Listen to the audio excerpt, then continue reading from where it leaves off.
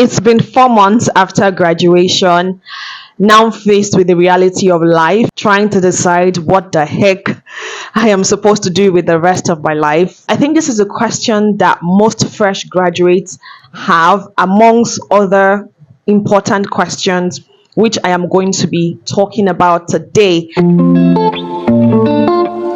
Hello, guys, and welcome back again to my YouTube channel. It's your home girl, UCHE, in the crib. Guys, it's high time we had this conversation on how the university doesn't necessarily prepare us for life after school.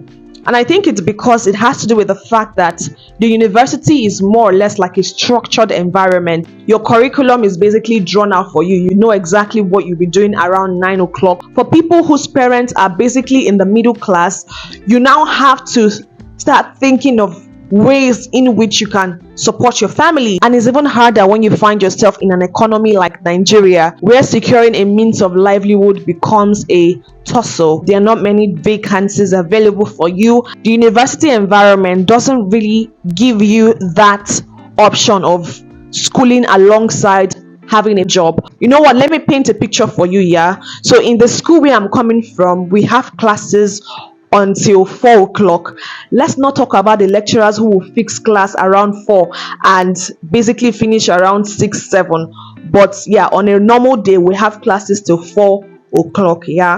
For someone like me, I have to basically go through everything that I was taught for that particular day. So when I finish from class, I'm going straight to the library for straight up 2-3 hours. I finish from there and I'm going back home to eat, discuss with my roommate, and maybe press phone till around 9-10, after which I sleep again, wake up around 2:30, read up until 4:30, sleep again, and the cycle continues like that. What time do I have to really look for a job? And on weekends, that's the time I get to really recharge and prepare for the following week. So I would say that the Nigerian university system doesn't really give you that much option. Do you get what I'm saying? So it's like, how do you want me to have 10 years experience when I'm coming from a system that don't really allow me to do anything other than read? Truth be told, the people who had businesses outside of school, I'm talking about like my classmates who had businesses, it was freaking hard combining both together. It's almost impossible to merge the two of them because their grades took the hit. For those who did it, it was like very time consuming, very hectic. Most times you're tired. Like I said previously, it's been 4 months since I graduated, since I wrote my last paper, and I'm basically waiting for NYSC. Honestly, guys, the wait has been really tough on my mental health. Maybe because I'm coming from a system where everything, like I said, is fixed out for you. You know what you're doing at any particular time of the day. Whereas now it's like you have to basically plan your day, otherwise your day will end up being useless. Do you get what I'm saying? And this is like day in, day out. You have to constantly plan on what you want to do. If I want to learn a skill, what skills should I learn, and what will be the relevance of that skill in the next 5 to 10 years? You have to think into the future. At some point it just gets to you like, I know I have a roof over my head and I have food, but there is just this hunger to not just sit and be idle. I want to make progress. I want to believe that I'm not just sitting down doing nothing, and that has basically been the case for the past 4 months. Aside from YouTube that I have, and just sometimes weekend jobs that I get, sometimes I just get really sad. I wouldn't call it depression because I feel like depression is like woof, but yeah, there's this sadness that comes with that. And it just gets really even terrible when you go online and you see persons who are within your age brackets, and it's like they're doing something with their life, and there's this comparison you constantly do with them and yourself. Before you know, there's a little feeling of jealousy, and it's a roller coaster. I can't be the only one who this is hitting the reality of after graduation. And I just wanted to talk. Let's just talk about these things and let's not keep quiet. I had a very disturbing concerning news from a friend. She told me of how someone who is very close to her, how the person committed suicide. And I was just, that day I froze, because it's like,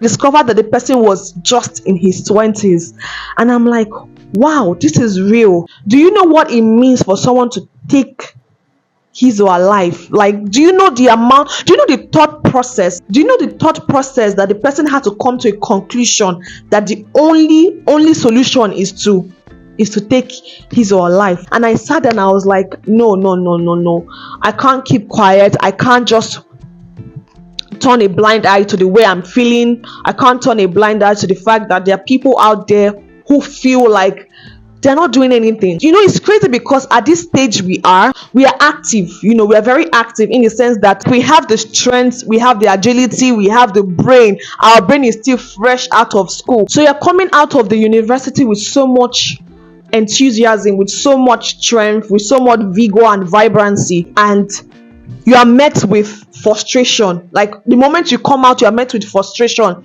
I told you guys, I'll keep on referring to this moment where I went for my industrial training, and I literally went from street to street, different companies, trying to get a placement for my IT. Mind you, they weren't supposed to pay me, and see how hard it was to get a placement. Now, coming out as a graduate, when they're going to be paying you, just imagine the frustration you'll be met with. For those of us whose fathers are not like CEOs, like they don't have companies to basically employ you. See, there are some people that their life has been set out for them. Like, once you come out, there's a job waiting for you. I'm talking about a well-paying job waiting for you. Yeah, for those of us who don't have the luxury of that, who have to figure out life by ourselves, I would just say, like, one of the things that really, really helped me this period is just to pray. I know it sounds, but the truth is that getting closer to God has a way of giving you hope. Even if nothing at that particular point is working, there's this hope and peace. You know how the Bible will say, peace amidst the storm? That's the peace you literally have.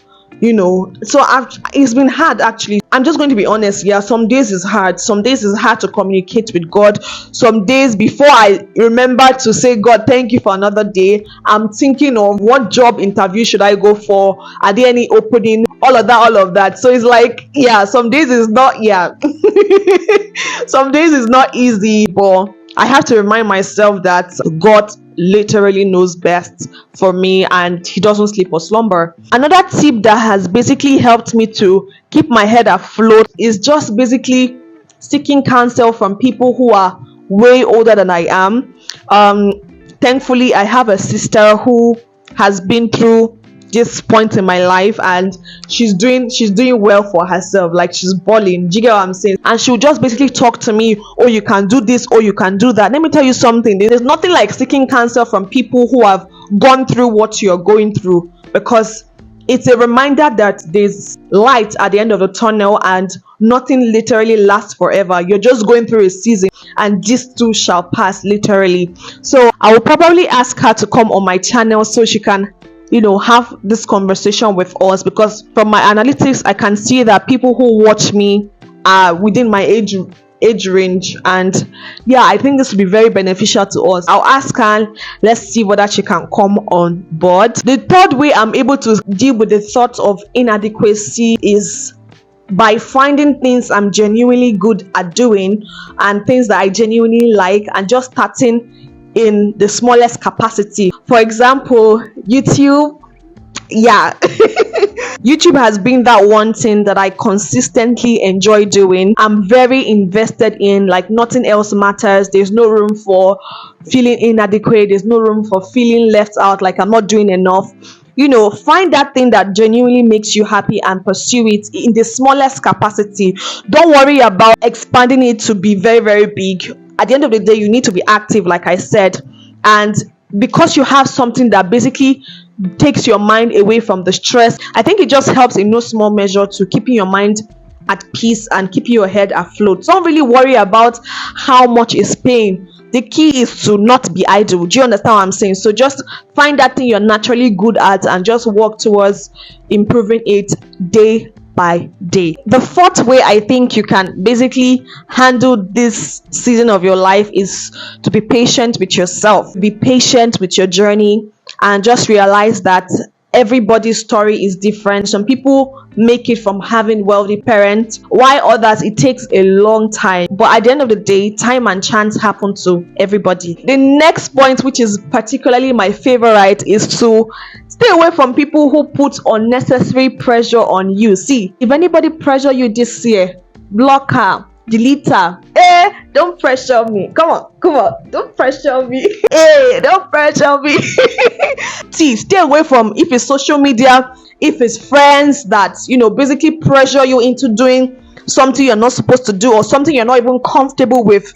Stay away. See, for people who you cannot physically disconnect from, you can mentally block whatever they are saying. Do you understand? Just turn deaf ears, because you already know that you're not a lazy person. This is just your process, so you can mentally block them. You are looking at them, you are seeing them, but you're not assimilating whatever they are saying. The second to the last one I'll be sharing, this one is very, very important. Make sure you are physically active, guys. Even as little as taking a walk. See, there's something that taking a walk does to you mentally. I'm not a doctor, but I know that most times when I take walks, by the time I come back, I feel a lot I feel a lot refreshed. That's what I was trying to say. Yeah, I feel better. It's like a weight is lifted off my shoulder.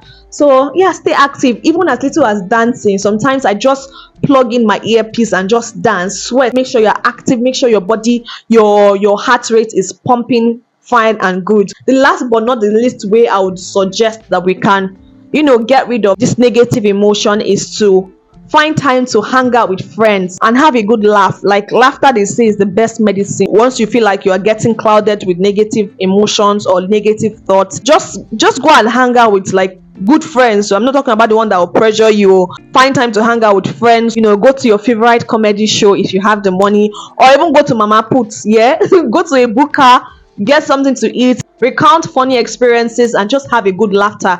Very important. All right, guys, that's pretty much about the aftermath of university and some of the coping mechanisms I've been using to keep my head high. Do you understand? Let me know in the comment section if you can relate to anything I have said in this video, and which of the points made absolute sense to you. Which one can't you wait to start implementing? And yeah, guys, let me just know in the comment section if you really enjoyed this video. Don't forget to give it a thumbs up. That's like the video. Subscribe to my channel if you haven't already, and turn on your bell notification to be enabled to be notified each time I post a new video. That's all we have for today, guys. I remain Uche, and thanks for watching. Bye. Mwah.